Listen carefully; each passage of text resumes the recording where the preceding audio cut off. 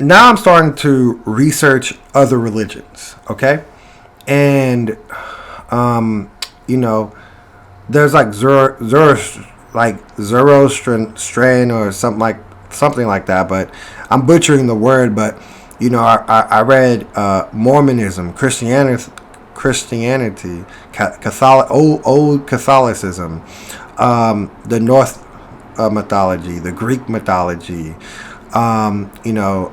Egyptian mythology. And there's a common, even the Sumerians, even Quetzalcoatl, or the feathered serpent god that Latin Americans used to worship and say that's the ultimate God. I kept reading these stories about gods and about these entities, and Egyptian mythology says that the gods walked among them, and I didn't know what that really meant. And yes, I was at the time, I didn't really know what to believe yet. I was really struggling with like, what does this all mean? Why am I knowing all this, right? But I'm just reading all these books. I'm reading and constantly researching, and I came to a realization that all these religions seemingly have the same truth within their story. Like, it's just universal that if you're good, good things will usually happen. Or like, that's how you should gain favor from the world you're in. And if you're bad, you get things initially, like good things, but then ultimately you're damning yourself if you continue those ways. And it's that, like, these gods are always saying the story of creation started from one point that made more points. It was one that started to make two, and that two made four, and that four made eight, and it's a continuation of, like, the creation started with a singular event, a singular piece of information that kept expanding and expanding. And it's always a story about good and evil, about the battle of good and evil, about Armageddon, and it's really just started to really show, and how it's always like some savior or some, like, a person who really believes and fends off evil, and the world continues. And I started to really see that in a lot of religions, and it started to make me really see, like, okay, well, the truth is in all religions. The truth, these truths or these variations of God is really all the same characters, all the same energy. It's God talking to God. It's just different variations of God. And I started to really see that, people are pretty much talking about the same thing in religion. They're talking about essentially that God exists, and he's Allah, or he's Jesus, or he's Buddha. It's so many, because God is all things. God is every single God that's created. That's where people get confused, because they say it's only one God. You can't have a pantheon of gods because that's too many gods. There's only one. But yes, there is one ultimate energy creator God, and all other gods, we could call them lesser gods if that makes more sense. There's only one highest God, and all the other gods are just minor variations of the one true source. And I started to kind of understand that to some extent. And, it was so exciting for me, It was so exciting for me to really see these things and understand these things. And then, so I'm super in the religion. I'm super researching all these books. I'm researching as much as I can. I'm reading, and I'm reading all these different religions.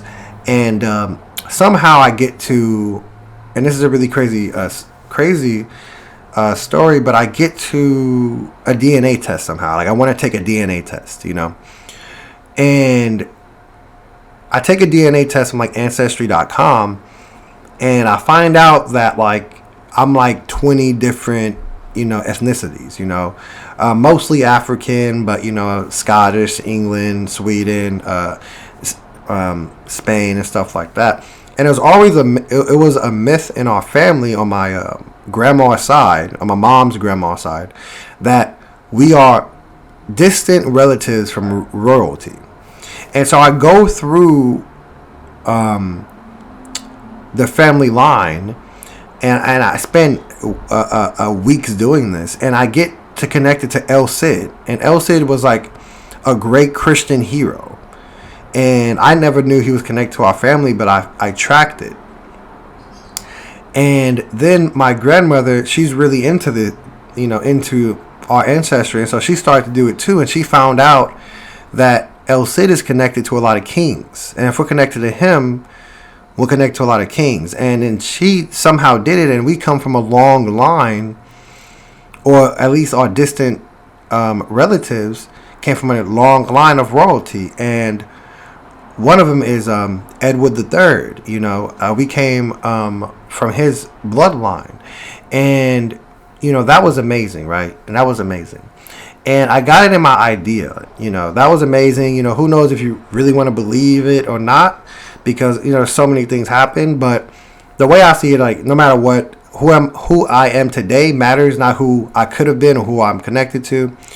So I don't really pay attention. Also, I feel like everybody could somehow relate to some famous person if you go, far down that bloodline.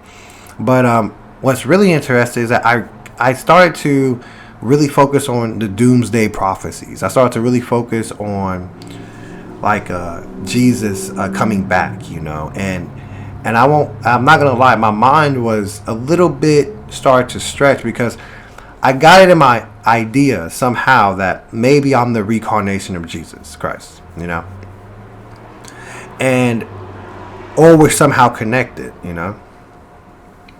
And I saw a blood moon, and this blood moon I saw was, and they say like one of the prophecies is a blood moon, and so I started to research like certain blood moon, and it blood moon, like when does a blood moon happen? And coincidentally, some of them occur on my birthday, and my birthday's May 26th. And that was really interesting because I didn't know if that made any sense, but I started seeing some similarities between like May 26th, like, my name's Leon, my name means lion, and 26 is somehow numerology is the numeric spelling for Yahweh, for God. And that was really interesting to me. I said, whoa, that's pretty crazy to me. Okay, so I'm seeing some similarity between my life and divinity things, And that makes me think, okay, maybe I'm connected to divinity. And I go down my ancestry and start seeing, like, we have a really strong connection to Catholicism. We have a few saints in our family, or Christian heroes in our family, But if you're connected to royalty, of course. And somehow I just started to go down these connections. And I'm not saying this is true, and I'm not making any declarations, but I'm just saying what I found. And somehow I kept just going as deep as I could from my past, because I wanted to find if I could find any connection to, to essentially 2,000 years ago, which I know is impossible because those records are long gone. So even if you could find records that go that deep, they're going to be not really practical. But I found weird connections that other people have made. And it's like I found from my family connections to Muhammad, the prophet. I found connections to Zeus, the Greek god, and that was really weird because that didn't make any sense to me. And I found connections to saints and people who really, the Jesuits, people that was in the Knights of Templar. I found a lot of weird connections to Catholicism and different variations of Catholicism in our family. And that kind of deepened my belief that there's something going on beyond my belief. There's something that I'm being led to something. And now it's getting a little bit, I would say not scary, but alarming to me, because what's the implications of this? Because at the current moment, I was just trying to figure out why my friend was acting weird. Keep that in mind. I just wanted to understand why he was acting a certain like a way, but now it's getting so deep rooted into what's going on, like what's really happening with my life right now. What is it trying to tell me? What is God trying to tell me? And keep in mind, I was agnostic before all this.